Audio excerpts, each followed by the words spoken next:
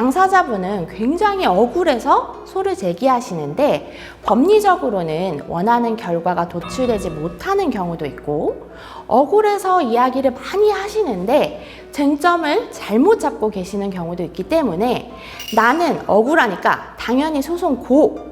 하시기보다는 소 제기 전에 변호사 상담을 통해서 법리적으로는 어떤 관점으로 이 사건을 바라보는지에 대해 의견을 들어보시는 걸 추천드립니다. 안녕하세요. 엔터 전문 변호사 송 법률사무소 오페스의 대표 변호사 송혜미입니다.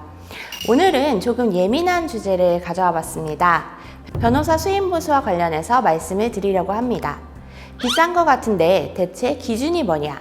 그럼 같이 시작해 보겠습니다. 변호사 수임 보수는 사실 지역마다, 사무실마다 기준이 각각 다를 수 있기는 합니다. 그럼 부르는 게 값이냐? 그건 아닙니다.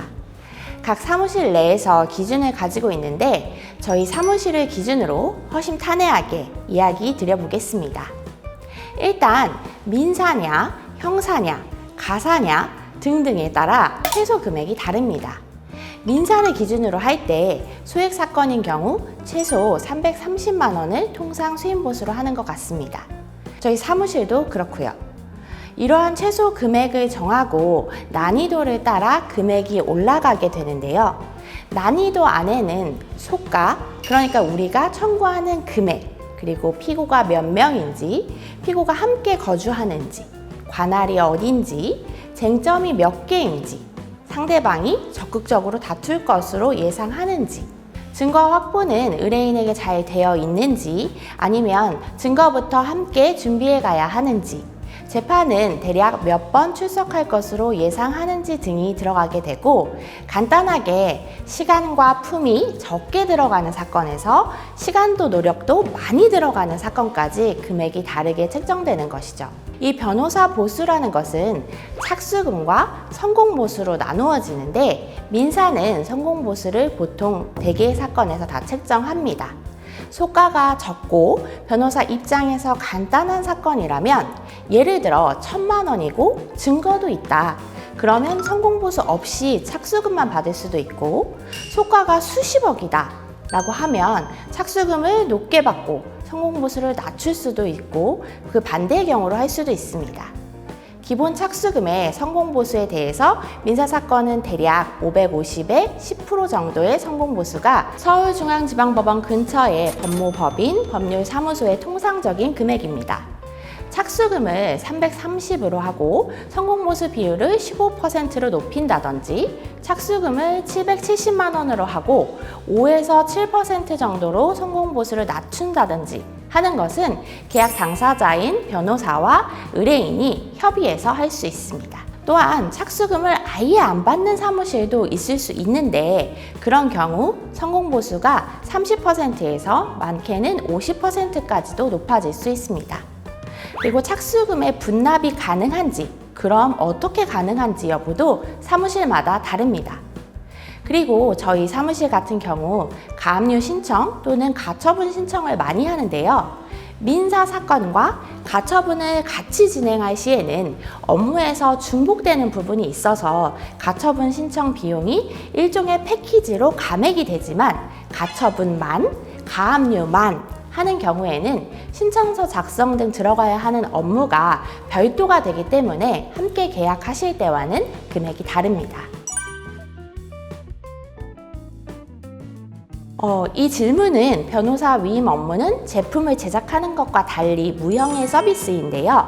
해당 부분을 전부 후불로 하면 안 되냐? 라는 질문이에요. 그러니까 학원이나 요가원, 헬스클럽도 대부분 선불이지만 후불 제도로 하는 것이 있는 것처럼 위임 계약을 후불로 당사자인 변호사와 의뢰인이 계약을 한다면 가능합니다. 하지만 저희 사무실은 아니라는 거 미리 말씀드립니다. 사실 저를 포함한 변호사들은 영리업체를 운영하는 사업자들이죠. 그래서 각 사무실마다 업무에 대한 대금을 지급받는 기준을 가지고 있습니다. 대개는 작더라도 착수금을 받는 시스템으로 운영되고, 이를 경유증표나 계약서 등을 통해서 소속된 변호사 협회에 수임에 관련해 신고를 하기도 합니다. 그렇기 때문에 그 사무실에 원래 착수금 없이 높은 성공 보수로 사건을 진행하는 곳이라면 상관없겠지만 그렇지 않은 곳은 당연히 착수금을 지급하셔야겠죠. 사실 변호사가 그 마음에 드는 서비스를 제공하는 것은 자신이 그 업무에 그 정도의 노력과 시간을 들이는 것이 적정하다라고 생각해서이기 때문에 적정가로 계약을 하시는 것이 좋습니다. 변호사는 선임해야겠는데 통상의 비용보다 너무 저렴하다 라고 하면 예상했던 서비스들과는 다를 수도 있습니다. 일단 나홀로 소송을 하실 거라고 해도 저는 변호사 상담을 한번 받아보시고 소를 제기하시는 걸 추천드립니다. 당사자분은 굉장히 억울해서 소를 제기하시는데 법리적으로는 원하는 결과가 도출되지 못하는 경우도 있고 억울해서 이야기를 많이 하시는데 쟁점을 잘못 잡고 계시는 경우도 있기 때문에 나는 억울하니까 당연히 소송 고! 하시기보다는 소 제기 전에 변호사 상담을 통해서 법리적으로는 어떤 관점으로 이 사건을 바라보는지에 대해 의견을 들어보시는 걸 추천드립니다. 그리고 소액 사건의 경우 사실 소액 사건의 기준이 3천만 원 이하의 사건이라 우리 느낌으로는 소액이 전혀 아니지만 명칭이 소액 사건입니다. 소액 사건의 경우 착수금에다가 성공보수까지 하면 남는 돈이 없다고 느껴지실 수 있어요. 소액 사건의 경우는 사실 몇백만 원 선이라면 지급명령 신청을 하시거나 직접 소송을 하는 방법을 권유드리고 그래도 1,000만 원이 넘어간다면 내가 실제 지출한 변호사 보수를 전부 피고에게 받을 수는 없겠지만 변호사를 선임해서 진행하는 것이 좀 더 승소하기에 유리한 방법이라고 생각하는데요. 예를 들어 나는 변호사에게 330의 착수금을 냈는데 피고로부터 받을 수 있는 소송 비용은 100만 원이라고 하면 비용은 한 230만 원 정도를 지출하시지만 소장 등 몇 차례의 서면을 쓰는 것, 재판 출석하는 것, 상대방이나 법원과의 소통 등 6개월 내지 1년 이상 지속하는 것이 일반적이니까 그렇다고 하면 변호사를 선임하는 것이 사건 진행에 더 나을 수도 있다는 것이죠. 변호사가 조정을 권할 때 일반적으로는 의뢰인의 실익을 위해서입니다. 변호사는 대리인이기 때문에 자신이 조정을 결정할 수는 없고 법률적 의견을 드리는데요. 소송 전에도 내용 증명을 발송하고 상대방과 의견 조율이 될 때도 있습니다. 그때 변호사가 소송하지 마시고 이건 조정을 하시는 것이 좋을 것 같습니다 라고 권유를 드리기도 하는데요.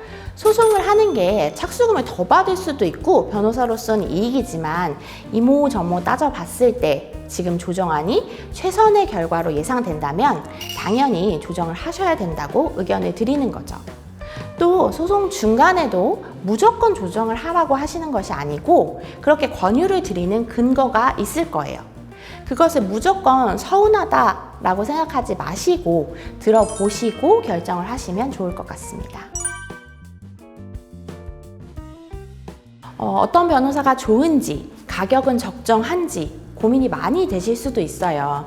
결국 제일 좋은 변호사는 가격이 싼 변호사도 엄청 가격이 비싼 변호사도 내 의견이 다 맞다고 그대로 해주겠다고 하는 변호사도 아니고 나랑 합이 잘 맞고 내 사건을 열심히 해줄 변호사예요. 소송이라는 것이 인생에 그렇게 많이 일어나는 이슈가 아니잖아요.